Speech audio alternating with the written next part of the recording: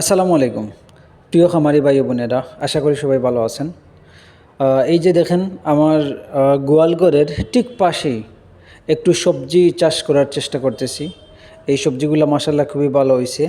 এটা হচ্ছে পুঁইশাক। পুঁইশাক এখানে রোপণ করছিলাম, খুবই ভালো পুঁইশাক হয়েছে। 2-3 দিন পর পর পুঁইশাক খেতে পারি, সমস্যা নাই, ভালোই।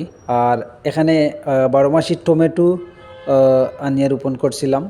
12 মাসি টমেটো এই যে দেখেন ফুল দিতেছে, ফুল দিচ্ছে, আস্তে আস্তে টমেটো ধরা শুরু হবে ইনশাল্লাহ।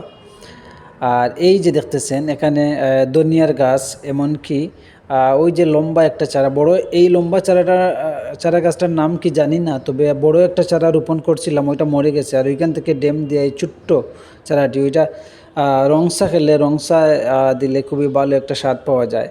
আর ধনিয়া পাতাগুলা বন্ডুলা, যেগুলো আমাদের সিলেটি ভাষায় বন্ডুলা বলা হয়, এই যে বন্ডুলা এখানে রোপণ করেছি। সবগুলা গাছ জিতে গেছে মাশাআল্লাহ। এখন এই বন্ডুলাগুলা একটি বাগানে পরিণত হবে, কিছুদিন পর আপনাদের দেখাবো। আর চারপাশে আরও দেখতেছেন যে পুঁইশাকের গাছ। এইটি হচ্ছে শসা, যেটা আমাদের বাজারে 12 মাস যে শসাটি পাওয়া যায় তরকারি খাওয়ার জন্য, এই শসাটি এখানে আমি রোপণ করেছি। আমার ঠিক গরুর পাশেই সামান্য একটু জায়গার মধ্যে এইটুকু চাষ করার চেষ্টা করেছি। আর এখানে দেখেন আরও টমেটোর গাছ আছে, আরও ওই যে বালতির মধ্যে টমেটো, আর এখানেও মানে রোপণ করেছিলাম টমেটো। আর সাথে পেঁপে গাছ 2টা রোপণ করেছিলাম, একটা মোরগ খেয়ে ফেলতেছে আর একটা বর্তমানে আছে।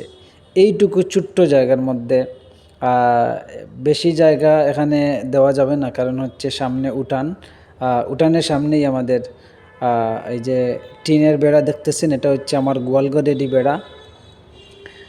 আর এইখানে দেখেন তো একটু, এখানে আরও একটি গাছ, একটি জুপ আছে, যেটি হচ্ছে জিঙ্গা। বর্তমানে জিঙ্গা চলতেছে, কিন্তু আমি এই মুহূর্তে মাত্র রোপণ করেছি। যাই হোক, আমি আরও পরে জিঙ্গাটা খাবো, সমস্যা নাই। এই জিঙ্গাগুলো খুবই ভালো মানের জিঙ্গা, সে মানে যার কাছ থেকে চারা আনছিলাম সে বললো খুবই ভালো মানের জিঙ্গা। আর এই যে ছোট্ট সবজি বাগানটা, এটা আমি আসলে যেহেতু সামনে বর্ষাকাল, বর্ষা চলে আসবে,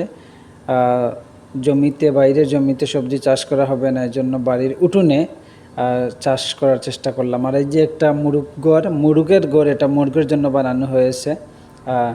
আর এখানে আমার গরুর জন্য 2টা ফেন, খড়ের ফেন দেওয়া হয়েছে। ওই পাশে আরও একটা আছে। তো যাই হোক, যদি আমাদের চ্যানেলের ভিডিওগুলো আপনাদের ভালো লাগে, অবশ্যই আমাদের চ্যানেলটি সাবস্ক্রাইব করবেন, আমাদের পাশে থাকবেন। আপনাদের খামার রিলেটেড যে কোনো প্রশ্ন আমাদের করতে পারেন। ভালো থাকবেন। আল্লাহ হাফিজ। আসসালামু আলাইকুম।